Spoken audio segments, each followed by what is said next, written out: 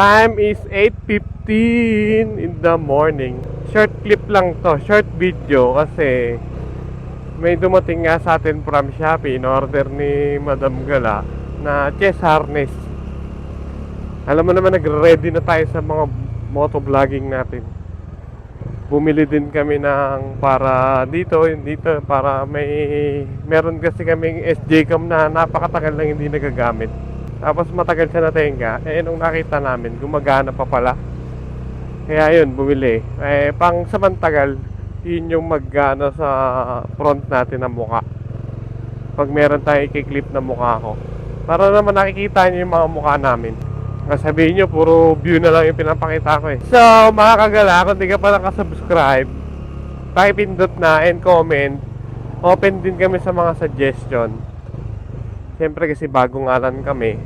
And maraming salamat sa mga nanonood at nakasubscribe. Huwag po kayong magsawa mag-abang ng mga video namin ni Madam Gala. Mapa moto camping, mapa car camping, mapa vlogging, kung saan dyan. Parang ito, kung saan lang kami pupunta ngayon. Bilinag ko. Buwelta tayo ng malaking U-turn kasi masyadong malaki yung truck. Di ba? May ipit tayo. Ginagawa kasi yung kalsada rito. Magpapagas muna tayo mga kagala. Para na rin pala ako may dashcam nito. Subukan natin. Yun o, wala. Dito tayo sa Petron mga kagala. Alin lang sa dalawa naman pinaggagasan natin. Ang kinakarga pala natin sa mga Dominar, sa Dominar is XCS. Full tank ko ya. Sagad Bongkang Labi. Yan, umabot tayo ng sagad 550. So mga kagala, 0-0 tayo trip natin. Malalaman natin kung ilang kilometer per liter siya. Nakarga natin is 9.48 liters. Update namin kayo sa gas consumption. So yung mga hindi pa nakakanood, ang gamit pala natin is Dominar 400. Ito ang first big bike namin. Masasabi ko sa kanya is wala naman akong complain. The best para sa akin kasi nakarating na to ng Baguio. Pero syempre hindi naman yung ibang mga nagmo-motovlogging sa kami Dominar, mas malalayo pa yung nararating nila. Para sa akin, the best tong Dominar for beginner. Bago bumili ng big bike, mag-research muna kayo kung ano yung best para sa inyo, kung ano yung gusto nyo na. Tapos, syempre yung budget. Yung budget ba, kung kaya ba ng monthly amortization. Kasi mahirap. May mga karanasan kami na yung nasoli yung motor, ganon. Kasi no time na pandemic, syempre muna double check muna kung kaya ba talaga. Kasi mahirap talaga maghulog, tas after ng 2 years, 1 year, susoli. Sayang yung mga hinulog natin mga kagala. For beginner bikes, goods na goods to kasi pasok na pasok talaga to sa expressway. Hindi ka papaypayin. Nasubukan na namin dito mag T-Flex, SCTEX. Goods na goods siya. Alam nyo naman sa T-Flex, di ba, open, malakas ang hangin dun. Tapos mga bus, hindi siya nagsisway. Kasi 195, 93 ganon ang bigat niya. Itadagdag mo pa yung mga ipapakabit mo like top box, yung isakay pa. So, kaya stable na siya. Tapos yung takbo 100 lang naman yung minimum sa expressway. Kaya niya rin naman tumakbo ng 160. May nakikita ako sa YouTube na nagta-top speed 160. Hindi mo naman ipababad ng 160 talaga eh. Tapos yung hataw niya, kunyari, hindi ka naman niya bibitin sa overtake kahit sa mga paahon nung nagbagyo kami. Sarap overtake pag open. Kuwang-kuha niya. for beginner bike na gusto mong pang daily, kung nagtatrabaho ka, kung nagkukotse ka na nag-expressway ka, tas napaisip ka magmotor, kung kaya ng budget mo, Dominar, the best to for beginner. Pasok sa expressway, tapos maporma. Ako mag ilang buwan na to, wala naman akong upgrades dito, kasi ako yung tipong ma-upgrade sa motor kahit sa kotse. Pero ngayon kasi wala akong ma-upgrade, nagpalit lang ako ng side mirror kasi madalas kami mag city driving. Yung side mirror niya kasi masyadong mataas, kaya nahihirapan akong sumingit. Alam nyo naman dito sa Pinas, sobrang traffic na. Yun, ang price pala nito nung nakuha namin is 208. Nag-down lang kami ng 40. Magkano down natin dito? Mga sabihin natin 45, 40, ganon. Monthly natin 8,000 something. Yun lang yung monthly niya in 3 years. Kaya kami nag 3 years para lang safe.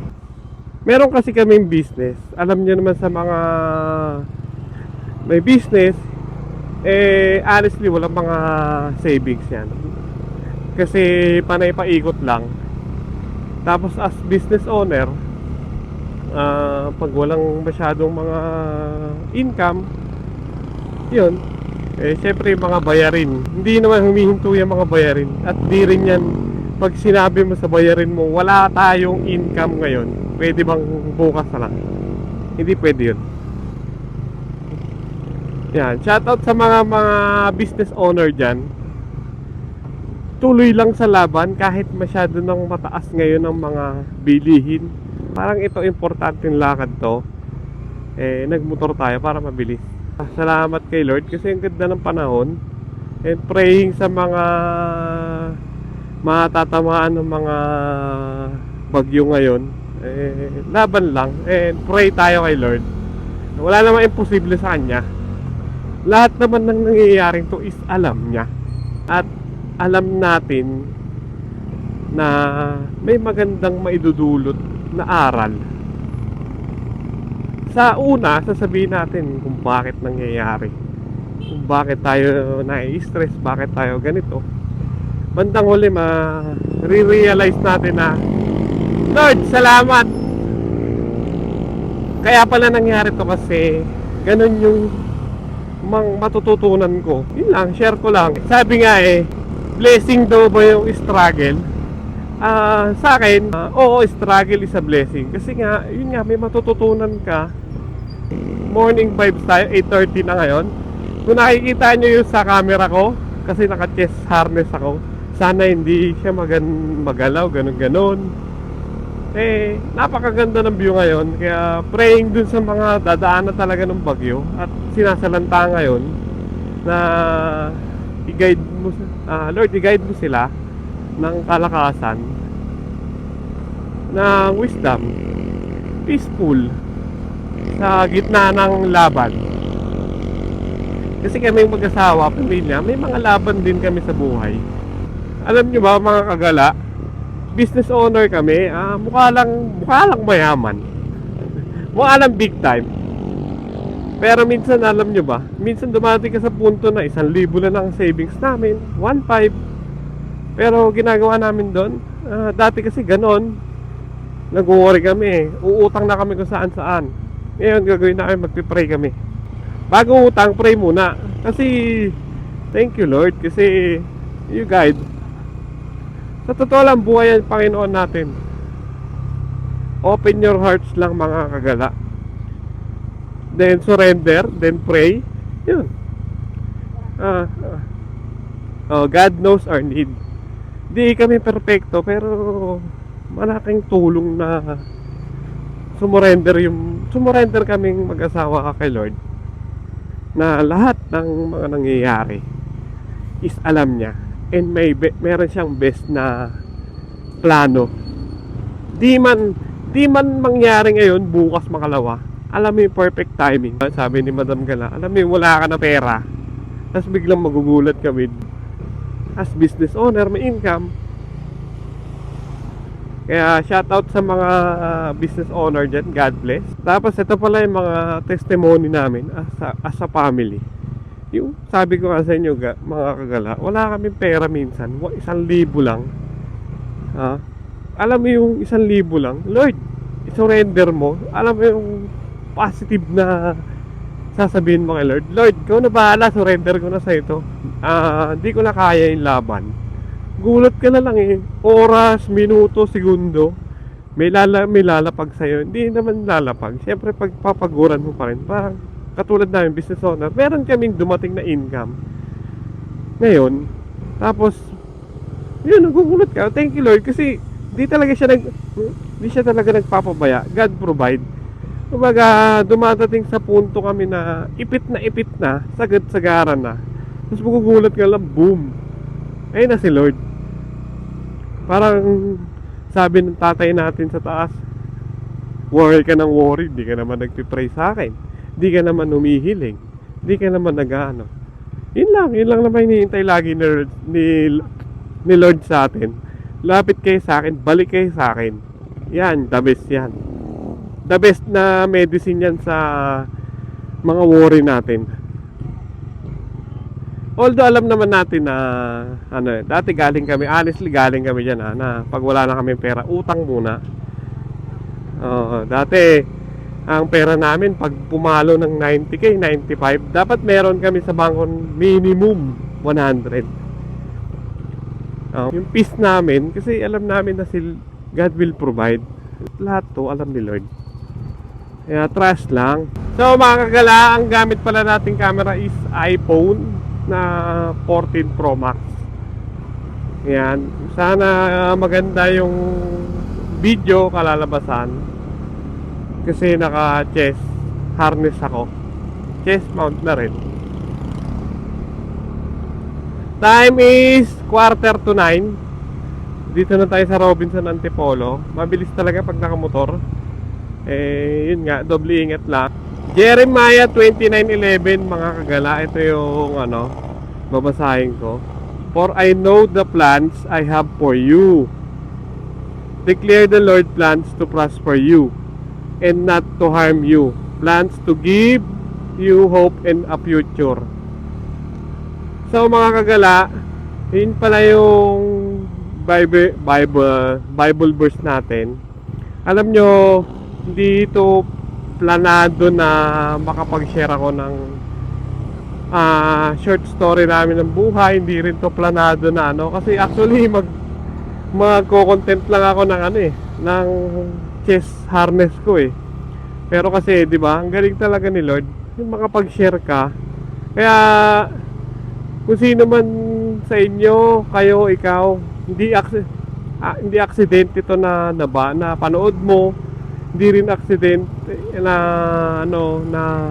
makapag-share ako. Plan lahat to ni Lord kung bakit nangyari to lahat. Meron pala siyang pinapasabi sa inyo, God loves you. Kaya kung may pinagdadaanan ka man ngayon, napanood mo tong vlog na to, pray ka lang. Kahit anong pray lang, kung ano yung pinagdadaanan mo. Halimbawa, Lord, palakasin mo ko. Sinusuko ko sa iyo yung laban na to, i-guide mo ko, itago mo ko sa likod mo. Yun ba? Hindi ko na kaya. Dun sa part na yon, ibaba na natin yung pride natin. Nakakaya pa natin. Hindi natin kaya yung laban nang wala si Lord. Yan, tatandaan yung mga kagala. Sabi niya rin sa binasa ko, di ba? I know the plans. Meron akong plano sa'yo. Di man pa nangyayari ngayon. Kasi meron siyang dapat i-mold sa karakter natin kung bakit hindi pa nangyayari yung, alam mo yung yung mga gusto natin. Kunyari, Lord, gusto ko magkaroon ng bahay. Gusto ko magkaroon ng ganito. Tapos minsan mapapatanong ka kung bakit wala pa rin. Kasi nga meron siyang plano na maganda sa atin. At meron pa sa atin siyang inuhubog sa karakter natin. Kaya kung napanood mo to, itong vlog na to, para to sa sa review ng chest harness. Pero 'di ba, ang galing ni Lord na Hindi ko akalain na makapag-share ako sa inyo. Sa mga manonood nito, makakapag-share pala ako. Eh baka mamaya ikaw nanonood, meron ka palang pinagdadaanan, no, di ba? Parang nasagot na ni Lord na kung anong gagawin mo. Kunyari, humihingi ka ng sign na ano bang dapat kong gawin sa nangyayari. Yung pala, bigla mo mapanood to. Tapos, yun nga, tapos mapapaisip ka, ay pala dapat mag-pray ako, surrender ko kay Lord. Lahat tayo humingi tayo ng protection sa Kanya, guide. Itago niya tayo sa likod niya. Yun lang naman. Lahat tayo tao lang, nagkakamali, hindi tayo perfecto. Hindi rin kami perfecto. May mga minsan na natatalisod kami. Alam niyo yung natatalisod, meaning na natatalisod. May mga times din naman na katulad kami magkasama, nag-aaway din kami. Hindi rin talaga masasabing perfect. Walang perfect, si Lord lang ang perfect sa atin. Siya kasi alam lahat ng bukas, next month, alam niya na yan. Nakaplano na yan. Share ko lang pala mga kagala. Actually, nung bago ako magka-Dominar, ang ina-apply ko lang is ano bang motor yun? Yamaha MT-09 na 150cc. O kaya yung Aerox lang yun. Eh, gandang-ganda na ako. Tapos apply kami. Hindi na-approve ng isa. Tapos yung isa parang ang gulo-gulo ng down payment niya. Eh, sabi dun sa kasa, ganito yung down niya. Tapos nung na-approve nung isa, bago kami approve, ma'am, ito yung down. Eh, sabi namin, wag na lang kung ganyan magulo. Eh, alam niyo yung the best. Kasi pa bago-bago ng quotation ng down payment, eh, kasi nakakainis yung ganun. Siyempre, babayaran natin yung motor. Tapos alam mo yung plano pala ni Lord, eh ito, si Dominar, binigyan tayo ng Dominar na pwede sa expressway, which is yung pangarap natin makapasok ng expressway na nakamotor. Diba? Nakakatuwa lang. Kaya pala ang daming struggle bago makuha yung motor na isa. Eh meron pala siyang plano. Saka alam nyo ba, pag bigay ni Lord, alam mo yung smooth transaction lang.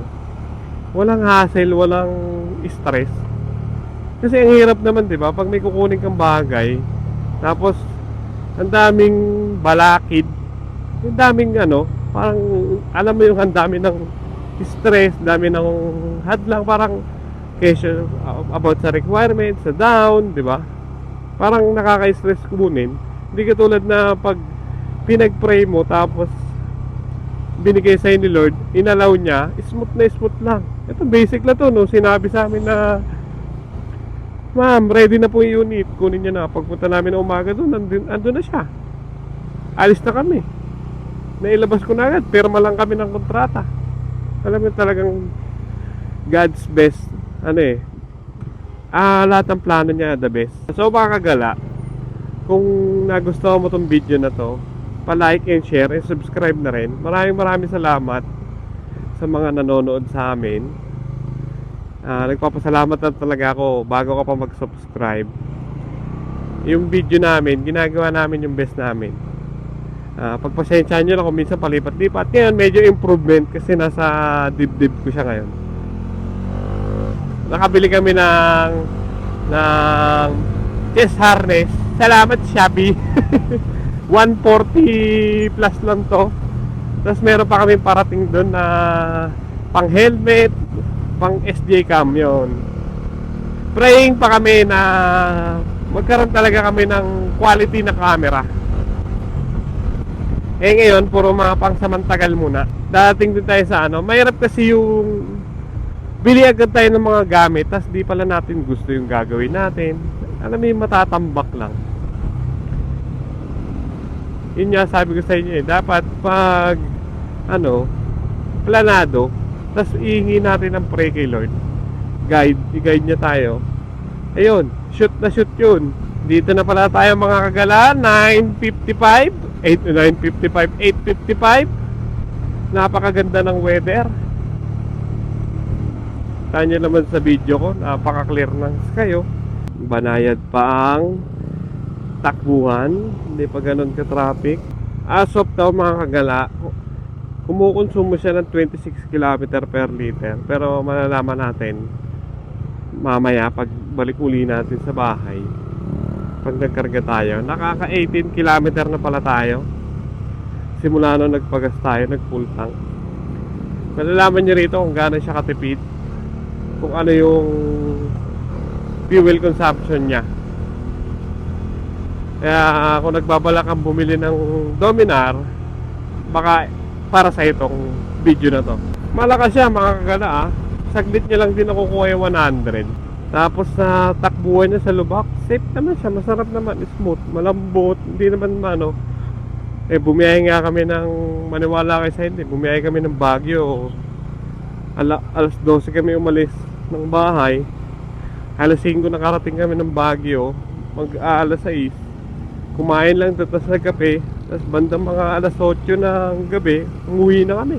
Talagang masakit sa puwet pag dire-diretso, kasi kailangan mo rin mag-stop over o muna, kasi hindi naman to katulad ng sasakyan na nare-relax mo yung paa mo, kamay mo. Dito talaga kailangan gumalaw lahat, paa, dalawang paa mo. Kaya kailangan mo rin talaga umunat-unat, kasi yung likod mo hindi mo masandal. Kaya nakadalawang stopover kami nun, sa Petron Pipilex saka sa Shell NLEX. Yun, alam nyo ba nung nag-stopover kami dun gusto na namin humiga. Kasi talagang ride lang talaga yung ginawa namin. Pero mo, walang plano, biyahe ng Baguio. Kasi nagpakabit kami pala ng RFID nun. Dahil ready naman kami, di sinagad na namin ng Baguio. Sana masundan uli kami ng long drive. Kasi nung nag-Baguio kami, hindi pa kami nagbablog nun. Kaya pag nag-Baguio kami, kasama na namin kayo sa Baguio namin, sa mga gastos. Tapos yung i-stay natin, plano kasi namin doon mag overnight. Kasi masyado nakakapagod talaga yung balikan. Lalo't ano lang kami nun, first time travel namin ng malayo. Alam nyo ba nung nakakaroon ako ng NMAX, pangarap namin makapag-Baguio. Nagpakabit na ako ng mga ilaw-ilaw, ganun-ganun. Nang nakamotor na naka-NMAX ha. Biglang nag-pandemic. Ayun, pending lahat ng mga pinakabit, hindi na natuloy. Hanggang sa nabenta na namin yung NMAX namin, hindi na kami nakapag-drive ng malayo. Puro lang kami Marilake, ganun. Laguna, isang beses nga lang kami nag-Quezon Pero ito, nakapag-Baguio na kami. Tapos dalawang Tagaytay. Tapos yun lang, Baguio pa lang, tas dalawang Tagaytay. Ayun, yung pala, kami, nag San Fernando kami. Sinubukan namin yung sisig. Sisig ni Aling Lusing. Quick ride. Kasi lagi namin napapanood yung Aling Lusing sisig. Lagi rin namin pinaplano, hindi talaga natutuloy. Nung may big bike na, dumating na si Dominar, ayun, seglit na lang. Kasi compare naman sa sasakyan, kung dalawa lang kayo, tapos kung may motor ka naman na legal sa expressway, mas tipid. Laki rin natitipid namin pag pag nakamotor kami. Sa kotse kasi 500 kami balikan. Ito sa motor 550 ko, marami-rami na ito mapupuntahan. Usually kumakain to ng nasubukan ko na to hanggang 250 km yung full tank. Kung saan somewhere lang Kaya ako nagbabala ka talaga mag-Dominar, shoot to sa'yo. Unang-una, pasok sa expressway, matipid, low maintenance. Yun pa pala yung sasabihin ko sa inyo. Actually, sa pa kami nagpapaka-maintenance sa kasa pa. Nakadalawang maintenance na kami, change oil. 2,000 per change oil kami, 1/8, gano'n. Pero kasi sila yung nasusunod sa langis doon. May provide silang langis doon. Pero siguro kung ikaw na magdi-DIY ka na, mas mura. Ito sabi ko sa inyo, low maintenance lang. Kahit sa gasolina, matipid. Marami na rin naman nag-review ng Dominar. Pero sa akin, may review ko rin sa experience ko. Kasi first time ko rin talaga nagka-big bike. Kung di ako nagkamali, 8 months na kasi si Madam Gana nagbabayad nito. Sa marami nagsabi, badya daw to. Ano lang ng Kawasaki. Sabihin ko nga sa inyo bakit yung badya na pan tricycle? Napakatigas din, 100cc lang noon. Nilagyan pa ng sidecar, napakakunat din. Tapos kung di ako nagkamali, yung mga tuktok, badya rin yun. Aw! Oh, matibay. Nasa pag-aalaga mo lang ng motor, ibigay mo lang yung proper niyang pangangailangan, bibigay niya rin naman yung kanyang performance. Proper change oil lang naman every 1,000. Pero nung sa kasa kasi kami nagpapa-change oil, pinapabalik ako ng kasa after 4,000 uli o 3 months.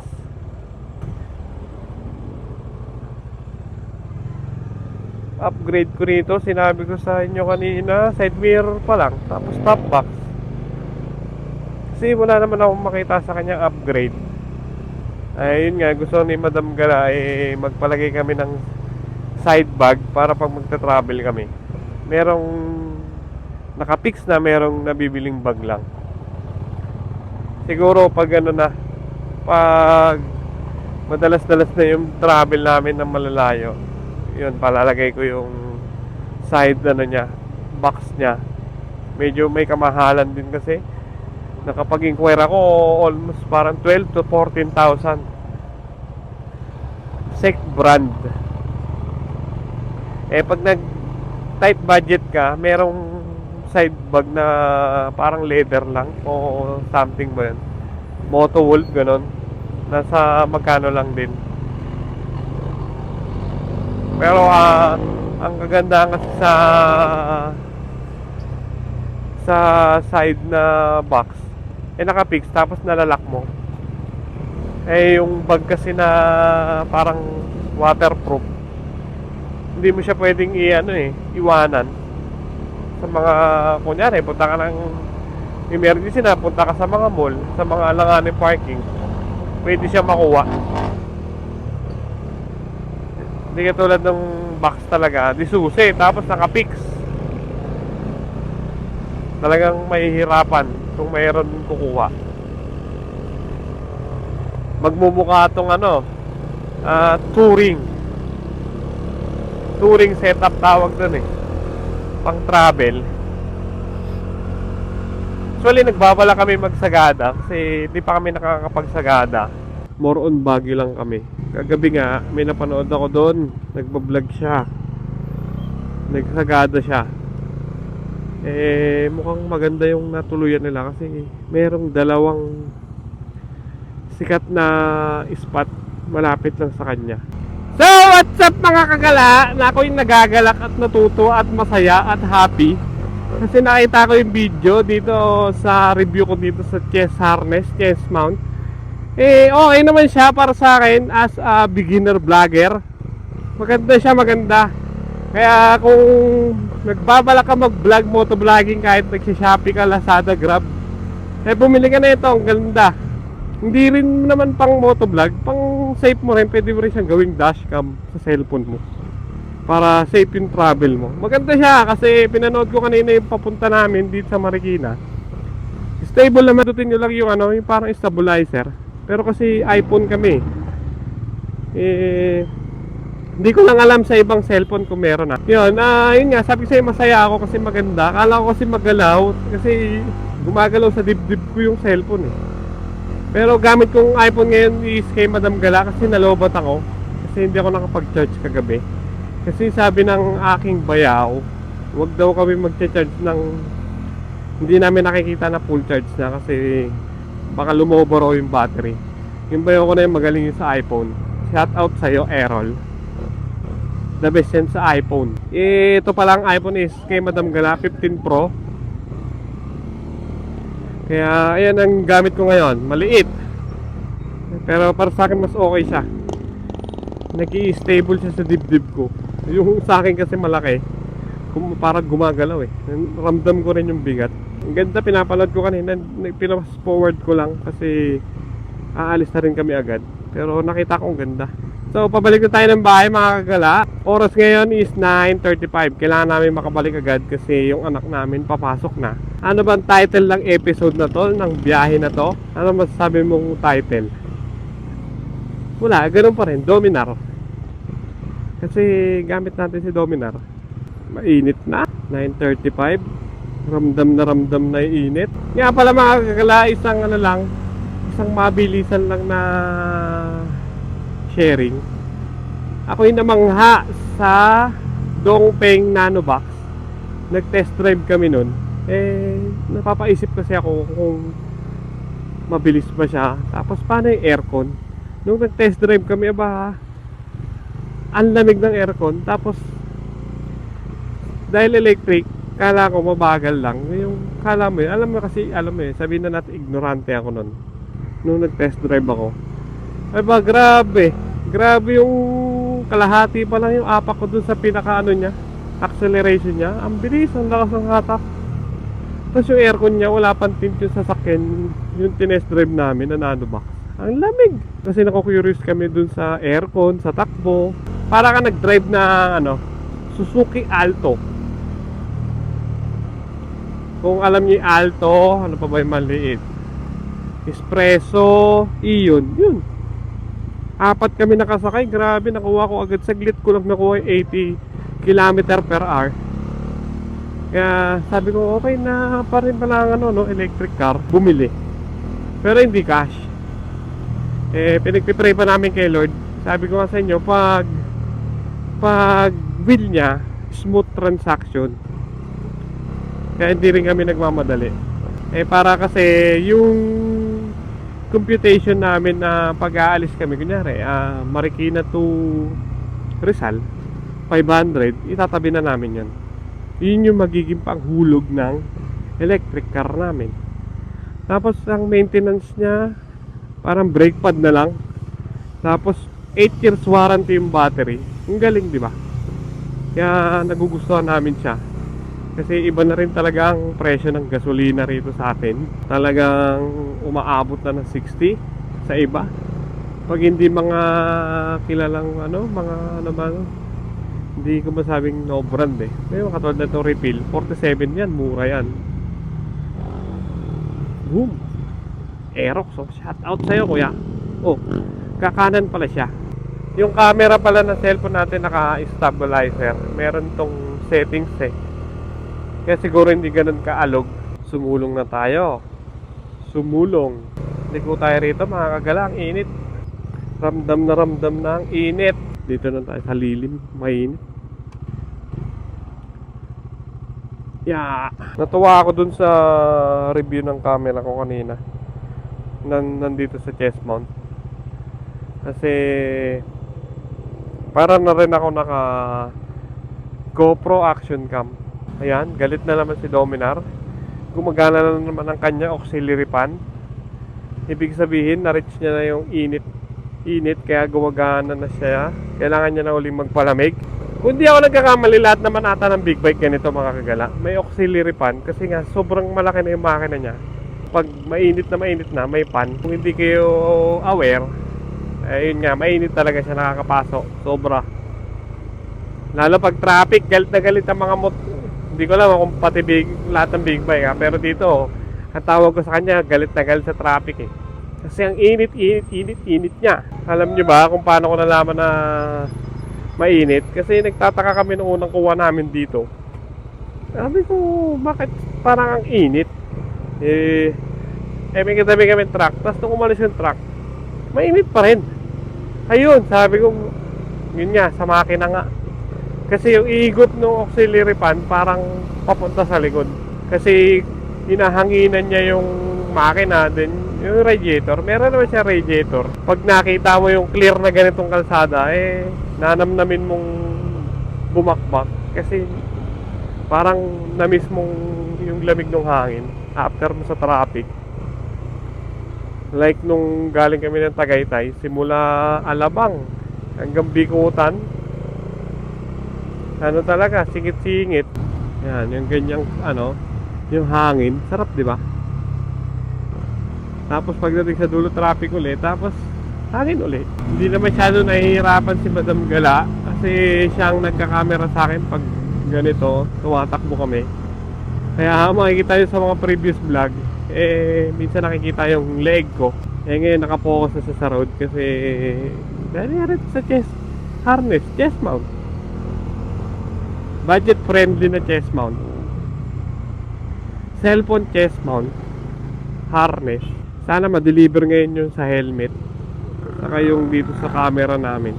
Para pag nandito may SD cam holder na kami, makikita nyo na yung mukha ko na init na init sa helmet pag traffic. Nga pala mga kagala, kung di ka pa nakasubscribe at bigla mo lang napanood to, lumabas sa YouTube mo, nakikiusap na ako. Please, QG Motor please, pa-subscribe, comment. Baka nandito rin yung hinahanap mong video, nasa amin din. Papindot na rin ang notification bell para lagi ka nang updated sa mga vlog namin. Yung mga unplanned na ride, unplanned na sharing about life, sa mga nangyayari, car camping, baka makakuha ka ng idea. U-turn tayo mga kagala. Nandito na tayo sa Marcos Highway. Masaya rin siguro pag meron ka rito nasa helmet mount. Kasi yung kada lingon mo makikita sa camera 5 minutes before 10 o'clock sumulong na tayo, paakit na tayo ng Antips. Susubukan natin mga kagalam bumakbak saglit. Titignan natin kung mag-i-stable yung camera natin para pag nag-expressway tayo malalaman natin kung okay siya. Antay lang natin mag-clear yung kalsada.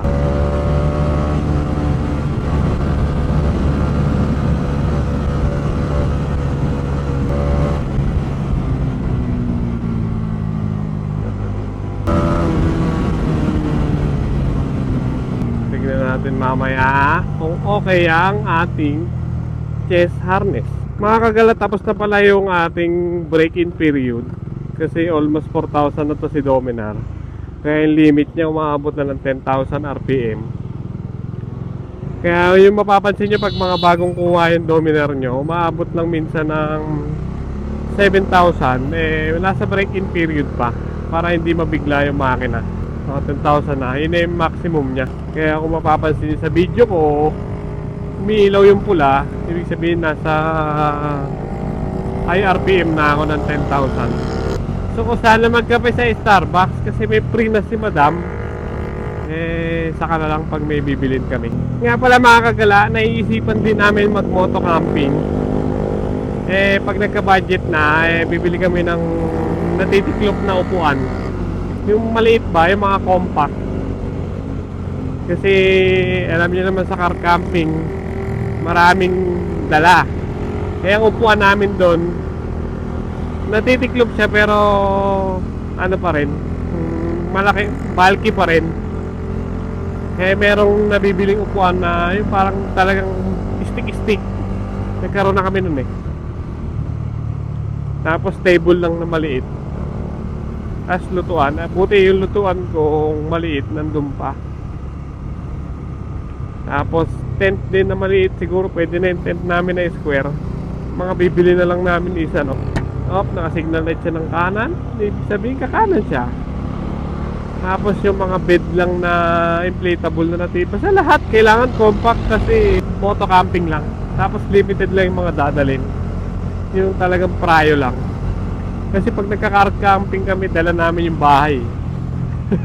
Sa moto camping kasi talagang tent, fly sheet, bed, upuan, lutuan. Yung table nga pwede na yung box na lang. Pag dalawa lang kami ni Madam Gala. So ayun mga kagala, malapit na tayo sa Petron kung saan tayo nagkarga kanina, nag full tank. Kaya update namin kayo kung sa mga gas consumption, kung magkano yung kinarga at itong kilometer. Lilikulan tayo rito sa Petron. Buksan ko muna yung gas tank natin. Galing tayo rito sa Rizal, tapos Marikina, tapos Marikina to Rizal. Total of kilometer 55.6. Full tank ate, XCS.